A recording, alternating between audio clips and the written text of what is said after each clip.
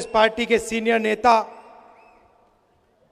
गठबंधन के नेता, भाइयों और बहनों, प्यारे कार्यकर्ताओं, आप सबका यहां बहुत बहुत स्वागत, नमस्कार। कैसे हैं आप लोग? मूड कैसा है आपका? मूड बढ़िया है?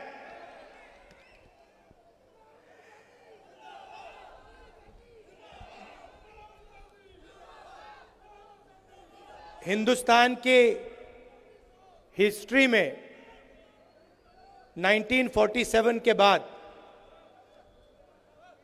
बहुत सारी यूनियन टेरिटरीज को स्टेट बनाया गया,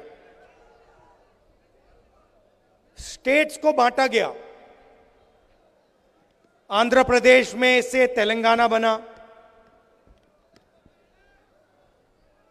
बिहार में से झारखंड, मध्य प्रदेश में से छत्तीसगढ़। मगर पहली बार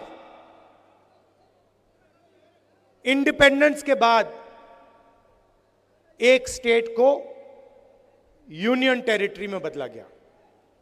वो जम्मू कश्मीर के साथ हुआ है। और मैं इस स्टेट से आपसे कहना चाहता हूं कि यह आपके खिलाफ अन्याय है।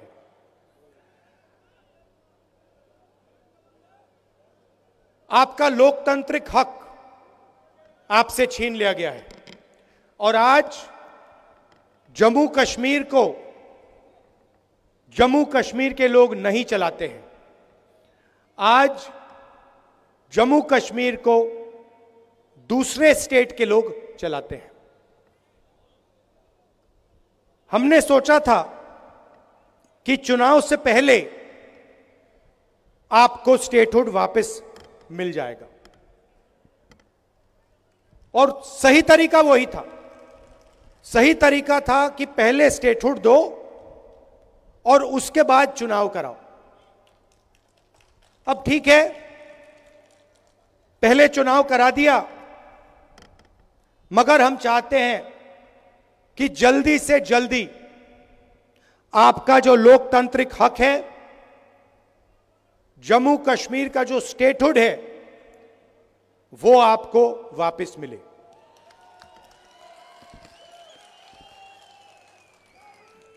ये हिंदुस्तान की हिस्ट्री में पहले कभी नहीं हुआ है कि किसी स्टेट से हमने उनका अधिकार छीन लिया और स्टेट को यूनियन टेरिटरी में बदल दिया। पहली बार हुआ है और मैं सही बोलूं तो यह कभी नहीं होना चाहिए, किसी और स्टेट के साथ यह कभी नहीं होना चाहिए। और मैं आपको यहां गारंटी देता हूं कि अगर बीजेपी ने आपको स्टेटहुड नहीं दिया तो हम विपक्ष में हैं, हम इंडिया गठबंधन का पूरा दम आपको स्टेटहुड दिलवाने में लगा देंगे।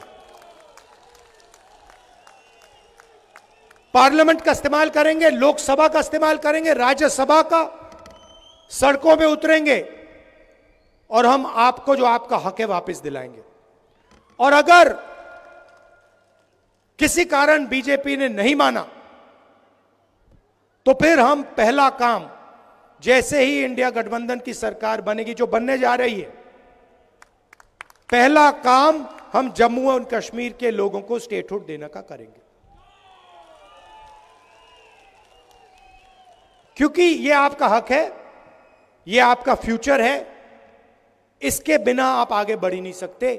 जम्मू कश्मीर का आप सपना देख ही नहीं सकते हो। जम्मू हब है। कश्मीर को, कश्मीर के बिजनेसेस को, कश्मीर के प्रोडक्शन को बाकी हिंदुस्तान से जोड़ता है। सेंट्रल हब है ये।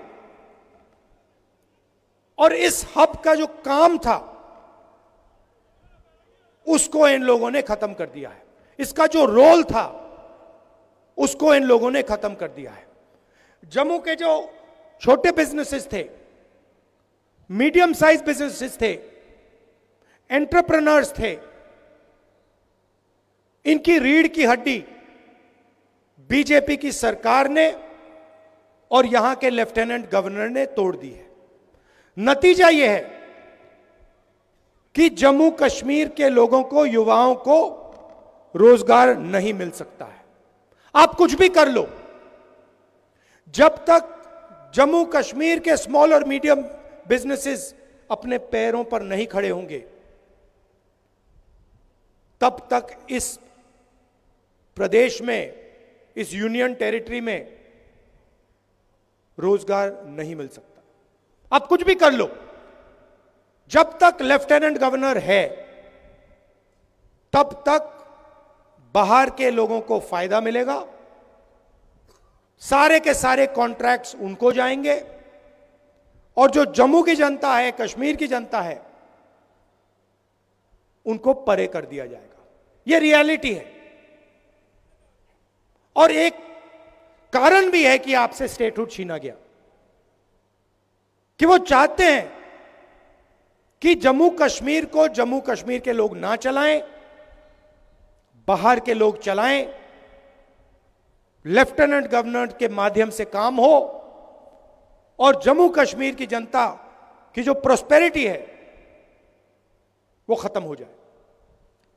यह आक्रमण जो जम्मू कश्मीर में स्मॉल और मीडियम बिजनेसेस पे हुआ है, यह बाकी देश में भी हुआ है। पूरी सरकार अदानी अंबानी जैसे अरबपतियों के लिए चलती है।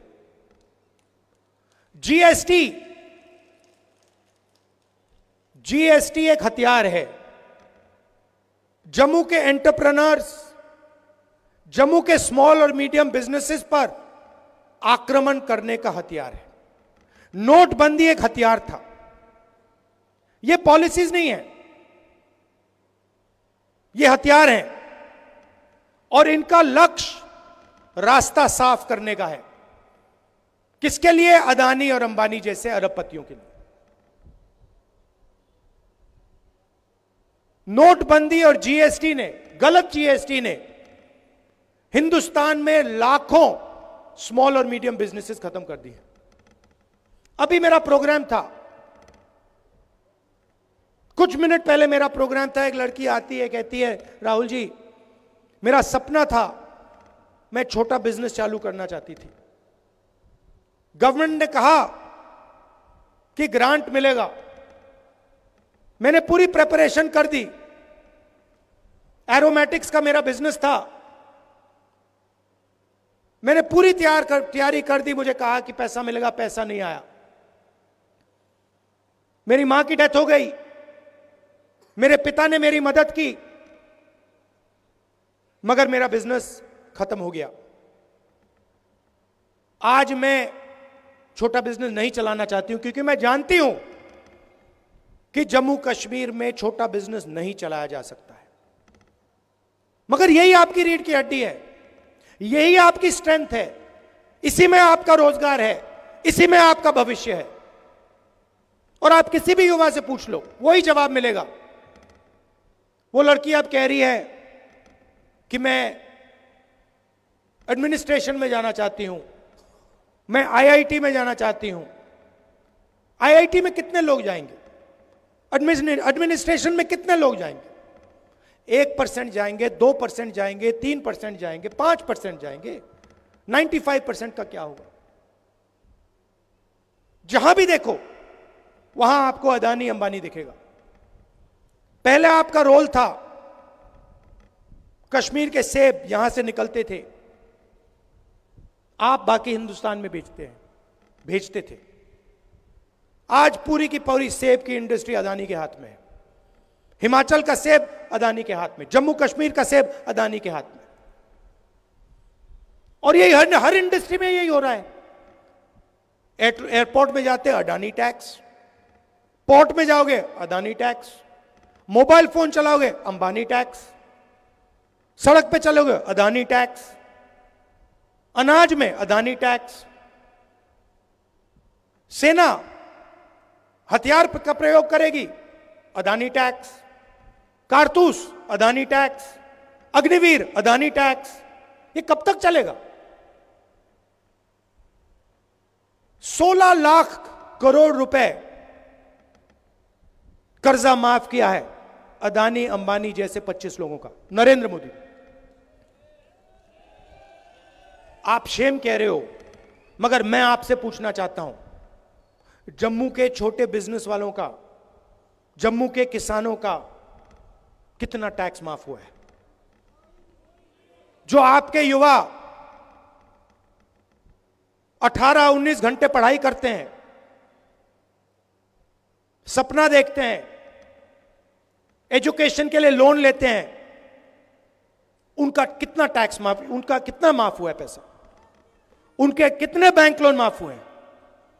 कोई बीमार होता है, अस्पतालों में लाखों रुपए लग जाते हैं, उनका कितना कर्ज माफ हुआ है? जीरो। आप अगर बैंक लोन लेते हो और पैसा वापस नहीं देते हो, आपको जेल में डाल देते हैं, जेल में डाल देते हैं। और अंबानी अदानी जैसे लोग बैंक लोन लेते हैं, पैसा वापस नहीं देते हैं, कहते हैं चलो और पैसा ले लो। कितना चाहिए? 1,000 करोड़, 2,000 करोड़, 50,000 करोड़, 1,00,000 करोड़, जितना चाहिए ले लो, जो करना है करो, जो इंडस्ट्री खरीदनी है खरीदो। लखनऊ का एयरपोर्ट चाहिए ले लो, मुंबई का एयरपोर्ट चाहिए, अच्छा वो किसी और के हाथ में, चलो सीबीआई केस लगाओ, ईडी केस लगाओ, परे करो उसको, अदानी को दो। ये make in India, make in India, make in India बात करते रहते हैं, डिफेंस इंडस्ट्री की बात करते हैं। सारे के सारे कॉन्ट्रैक्ट्स अदानी जैसे लोगों को जा रहे हैं। बाहर इजराइल की कंपनी हथियार बनाती है, लेबल अदानी का लग जाता है। इजराइल की कंपनी ड्रोन बनाती है, लेबल अदानी का लग जाता है, और कहते हैं मेक इन इंडिया हो गया। कैसे मेक इन इंडिया हो गया? इजरायली हथियार है, मेक बाय अदानी हो गया है, मेड इन इंडिया नहीं हुआ है। और यही हालत पूरे देश में है। अगर आप गरीब हो तो इलेक्ट्रिक मीटर लगेगा, मॉडर्न टेक्नोलॉजी लगेगी, चमकते हुए मीटर लगेंगे, आपके जेब में से पैसा निकालते जाएंगे, निकालते जाएंगे, निकालते जाएंगे।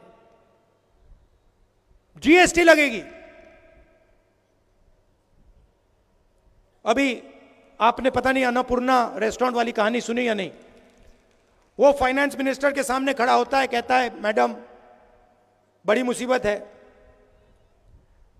मैं अगर बन बेचूं एक जीएसटी लगती है, अगर उसमें क्रीम डाल दूं दूसरी जीएसटी लगती है, अगर बन और क्रीम अलग बेच दूं तो तीसरी जीएसटी लगती है, मैं क्या करूं?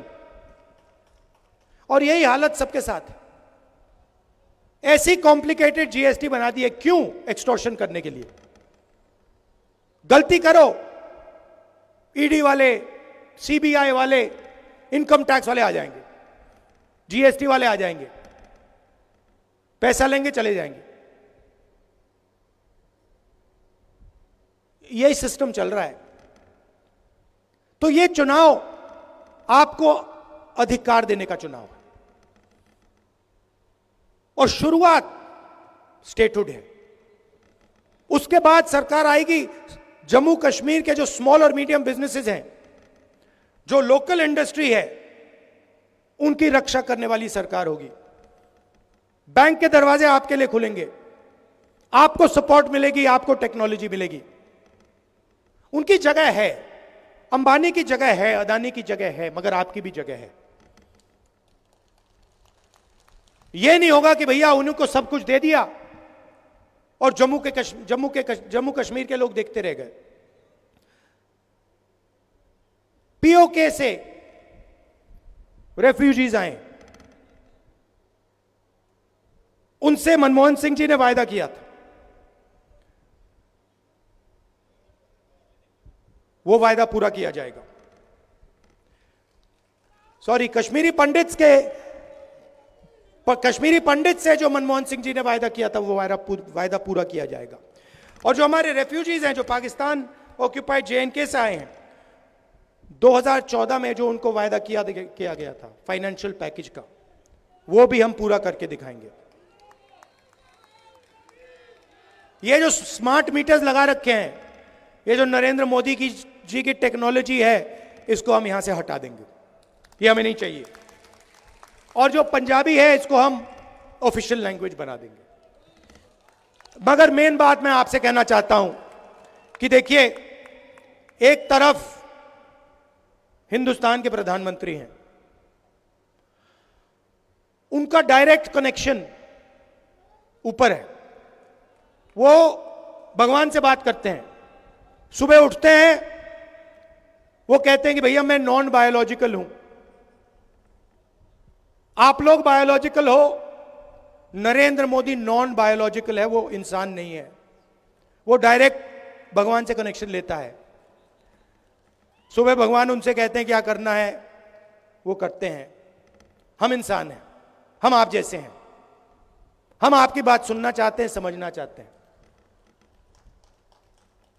और ये दिल का रिश्ता है।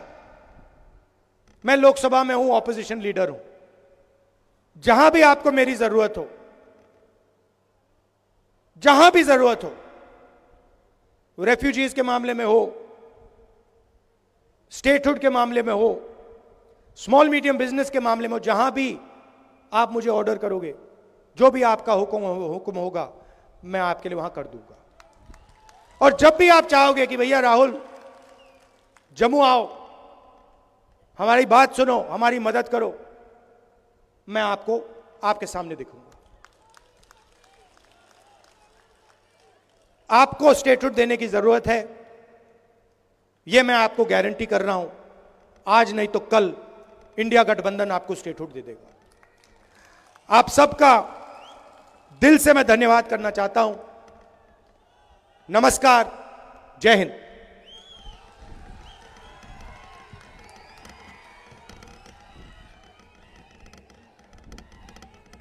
सारे जोरदार तरीके से राहुल गांधी, श्री राहुल गांधी, श्री राहुल गांधी, इंडियन नेशनल कांग्रेस, श्री मल्लिकार्जुन खड़गे साहब, श्रीमती सोनिया गांधी, श्रीमती प्रियंका गांधी, श्री राहुल गांधी, श्री राहुल गांधी, जननायक राहुल गांधी, इंडियन नेशनल कांग्रेस, भारतीय राष्ट्रीय कांग्रेस।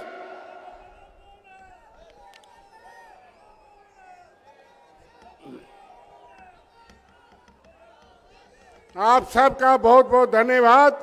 इतनी संख्या में इतनी देर से आप जम करके बैठे रहे, वह भी स्वागत किया। जोरदार तालियों से एक बार फिर जाते जाते उनको